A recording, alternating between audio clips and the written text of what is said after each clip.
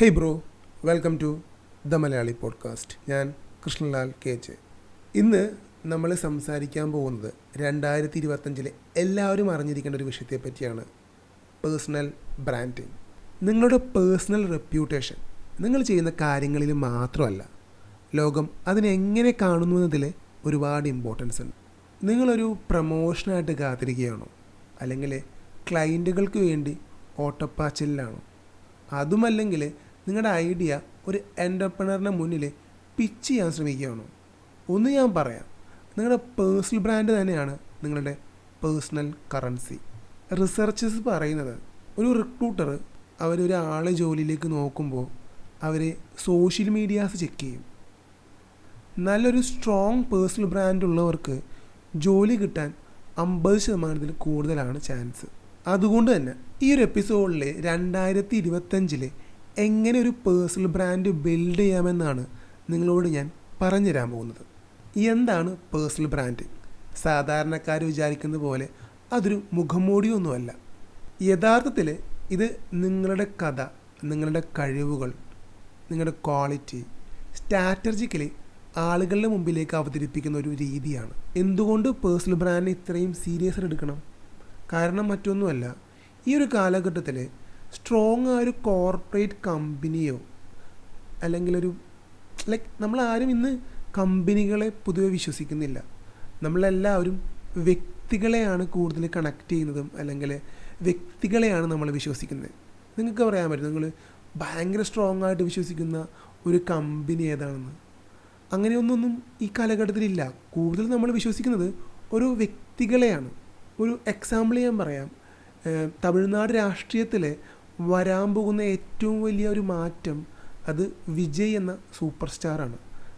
അദ്ദേഹത്തിൻ്റെ personal brand കഴിഞ്ഞ 10-15 കൊല്ലങ്ങൾക്കിടയിൽ വളരെ നല്ല രീതിയിൽ വളർത്തിയെടുത്തു. ഇന്ന് അദ്ദേഹം സ്വന്തമായിട്ടൊരു പാർട്ടി രൂപീകരിച്ചു. വരുന്ന ഇലക്ഷനിൽ അദ്ദേഹം സ്ട്രോങ് ആയിട്ട് തന്നെ പൊരുതാൻ പോവുകയാണ്. എനിക്ക് തോന്നുന്നത് അദ്ദേഹം അടുത്ത തമിഴ്നാട് മുഖ്യമന്ത്രി ആവാനുള്ള സാധ്യതകൾ വളരെ കൂടുതലാണ്. നമ്മൾക്ക് ശക്തമായൊരു പേഴ്സണൽ ബ്രാൻഡ് ഉണ്ടെങ്കിൽ ഒരു ജോബ് ഓഫറോ അല്ലെങ്കിൽ ഒരു ഇൻ്റർവ്യൂ സമയത്തൊക്കെ നമുക്ക് നമ്മുടെ ഒരു പേയ്മെൻറ്റിൻ്റെ കാര്യത്തിലും അല്ലെങ്കിൽ ഒരു പ്രൊമോഷൻ സമയത്തൊക്കെ നമുക്ക് നല്ല രീതിയിൽ ബാർഗെയിൻ ചെയ്യാൻ പറ്റും. കാരണം നമ്മളെന്ന വ്യക്തിക്ക് ഒരു ക്വാളിറ്റി ഉണ്ട്, ആ വ്യക്തിക്ക് ഒരു വാല്യൂ ഉണ്ട്. സ്വാഭാവികമായിട്ടും ആ ഒരു വാല്യുബിൾ പേഴ്സൺ കമ്പനിയുടെ ഭാഗമാവുന്നത് കമ്പനിയുടെ അസറ്റ് തന്നെയാണ്. പേഴ്സണൽ ബ്രാൻഡിങ്ങിൻ്റെ പ്രധാന തൂണുകൾ അല്ലെങ്കിൽ പില്ലേഴ്സ് എന്താണെന്ന് വെച്ചാൽ ഒതൻറ്റിസിറ്റിയാണ്. നമ്മൾ എന്താണോ അത് ആളുകളിലേക്ക് എത്തിക്കുക. ഒരിക്കലും ഫേക്ക് ആവേണ്ട ആവശ്യമില്ല. നമ്മൾ മറ്റുള്ളവരിൽ നിന്ന് വ്യത്യസ്തമായിട്ട് എന്താണ് കൊടുക്കുന്നത് അതിന് ഇന്ന് വളരെ ഇമ്പോർട്ടൻസ് ഉണ്ട്. അതുപോലെ തന്നെ നമ്മൾ ആരെയാണ് ടാർഗറ്റ് ചെയ്യുന്നത്, നമ്മുടെ ടാർഗറ്റ് ഓഡിയൻസ്, ഏജ് ഗ്രൂപ്പ് അല്ലെങ്കിൽ ഏതെങ്കിലും കാറ്റഗറിയിലെ വ്യക്തികളാണോ, അതിൽ കൃത്യമായൊരു ഐഡിയ നമുക്ക് വേണം. ഈ ഒരു 3 കാര്യത്തിനോടൊപ്പം തന്നെ നമ്മൾ കൺസിസ്റ്റൻ്റ് ആയിട്ട് കണ്ടൻറ്റ് ക്രിയേറ്റ് ചെയ്യാൻ ശ്രമിക്കുക. അതിലൂടെ മാത്രമേ നമുക്ക് കൺസിസ്റ്റൻ്റ് ആയിട്ട് ഫോളോവറിന് ഗെയിൻ ചെയ്യാനും ബിസിനസ്സോ വാല്യൂ നമുക്ക് ക്രിയേറ്റ് ചെയ്യാൻ പറ്റുള്ളൂ. ഒരു സ്റ്റെപ്പ് ബൈ സ്റ്റെപ്പായിട്ട് പറയുകയാണെങ്കിൽ നമ്മൾ നമ്മുടെ മൂല്യം, നമ്മുടെ വാല്യൂ, നമ്മുടെ കഴിവുകൾ ആദ്യം തിരിച്ചറിയുക. അതിലൂടെ മാത്രമായിരിക്കും നമുക്ക് എന്താണ് പ്രസൻറ്റ് ചെയ്യുന്നത്, ഏത് രീതിയിലായിരിക്കണം നമ്മുടെ പേഴ്സണൽ ബ്രാൻഡ് ഡെവലപ്പ് ചെയ്യേണ്ടതെന്നൊക്കെ കൃത്യമായിട്ടൊരു ഐഡിയ കിട്ടത്തുള്ളൂ. ഓഡിയൻസ് ആൻഡ് ഗോൾ, നമ്മുടെ ലക്ഷ്യം, നമ്മുടെ എവിടെയാണ് എത്തിച്ചേരേണ്ടതെന്ന് കൃത്യമായൊരു ഐഡിയ നമുക്കുണ്ടായിരിക്കണം. കൃത്യമായിട്ടൊരു ബ്രാൻഡ് സ്റ്റോറി നമുക്ക് പറയാനുണ്ടാവണം. നമ്മൾ എവിടെ തുടങ്ങി, എന്തൊക്കെ വെല്ലുവിളികളിലൂടെയാണ് നമ്മൾ കടന്നു പോയത്, ഇന്ന് നമ്മൾ നൽകുന്ന മൂല്യം എന്താണ്, ഭാവിയിൽ നമ്മൾ ചെയ്യാൻ പോകുന്ന കാര്യങ്ങൾ എന്താണ്, ഇത്രയും കാര്യങ്ങൾ കൃത്യമായിട്ട് നമുക്കൊരു ബ്രാൻഡ് സ്റ്റോറി ഡെവലപ്പ് ചെയ്ത് പറയാൻ പറ്റണം. അതുപോലെ തന്നെ നമ്മൾ ഈ ഒരു പേഴ്സണൽ ബ്രാൻഡ് ഡെവലപ്പ് ചെയ്യാൻ പോകുന്നത് ഡിജിറ്റൽ പ്ലാറ്റ്ഫോംസ് വഴിയാണ്. സോ നമ്മൾ എവിടെയാണ്, ഏത് പ്ലാറ്റ്ഫോമിലാണ് നമ്മൾ കൂടുതൽ ഫോക്കസ് ചെയ്യേണ്ടത്? ലൈക്ക് ലിങ്ക്ഡിനിലാണോ, അല്ലെങ്കിൽ ഫേസ്ബുക്കോ, ഇൻസ്റ്റഗ്രാമോ, യൂട്യൂബോ? അപ്പോൾ ഏത് പ്ലാറ്റ്ഫോമിൽ നമ്മൾ ക്രിയേറ്റ് ചെയ്യണം, അത് വളരെ ഇമ്പോർട്ടൻ്റ് ആണ്. പിന്നെ അതിനെല്ലാം ഉപരി സ്വന്തമായിട്ടൊരു വെബ്സൈറ്റ് നമ്മളെപ്പോഴും ക്രിയേറ്റ് ചെയ്യാൻ ശ്രമിക്കുക. കാരണം ഈ പ്ലാറ്റ്ഫോംസ്, ഈ സോഷ്യൽ മീഡിയ പ്ലാറ്റ്ഫോംസ് എപ്പോൾ വേണമെങ്കിലും തകർന്നു പോവാം, അല്ലെങ്കിൽ പുതിയ പ്ലാറ്റ്ഫോംസ് വരാം. നമുക്കതിന് മീതെ നമ്മുടെ സ്വന്തമായിട്ട് നമ്മുടെ ഒരു വെബ്സൈറ്റ് ഉണ്ടായിരിക്കുന്നത് എപ്പോഴും നല്ലതായിരിക്കുള്ളൂ. നിങ്ങൾക്ക് ആർക്കെങ്കിലും ഒരു വേർഡ് പ്രസ് വെബ്സൈറ്റ് ഡെവലപ്പ് ചെയ്യാൻ താല്പര്യമുണ്ടെങ്കിൽ ഡയറക്റ്റ്ലി എന്നെ കോൺടാക്റ്റ് ചെയ്യാം. നമ്മുടെ ഒരു സുഹൃത്ത് വളരെ മിനിമൽ ബഡ്ജറ്റിൽ ഇത്തരം കാര്യങ്ങൾ ചെയ്യുന്നുണ്ട്. ഞാൻ ഡയറക്റ്റ്ലി കണക്ട് ചെയ്ത് തരാം.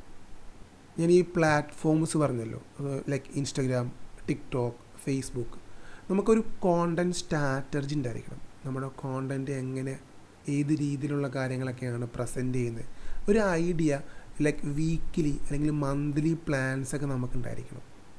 ഇത്തരം പ്ലാറ്റ്ഫോമുകളിൽ കോണ്ടൻറ്റ് ക്രിയേറ്റ് ചെയ്തതിലുപരി നമ്മളൊരു കണക്ഷൻസ് ബിൽഡ് ചെയ്യാൻ പറ്റണം, നെറ്റ്വർക്ക് ബിൽഡ് ചെയ്യാൻ പറ്റണം.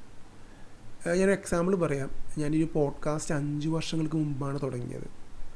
അന്ന് മുതൽ ഞാൻ കണക്ട് ചെയ്ത് വെച്ചേക്കുന്ന ഒരു 100-300ഓളം വ്യക്തികളുണ്ട് ഈ ഒരു പോഡ്കാസ്റ്റ് ത്രൂ മാത്രം. അതിൽ വളരെ ക്ലോസ് ആയിട്ട് ഒരു 10-12 പേരുണ്ട്.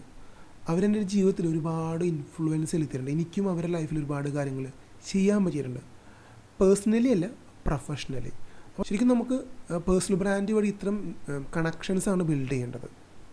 പലരും പേഴ്സണൽ ബ്രാൻഡ് ബിൽഡ് ചെയ്യുമ്പോൾ 1-2 മിസ്റ്റേക്സ് ക്രിയേറ്റ് ചെയ്യാറുണ്ട്. ഒന്നൊരു ഫേക്ക് പേഴ്സോണ ഉണ്ടാക്കി വെക്കും.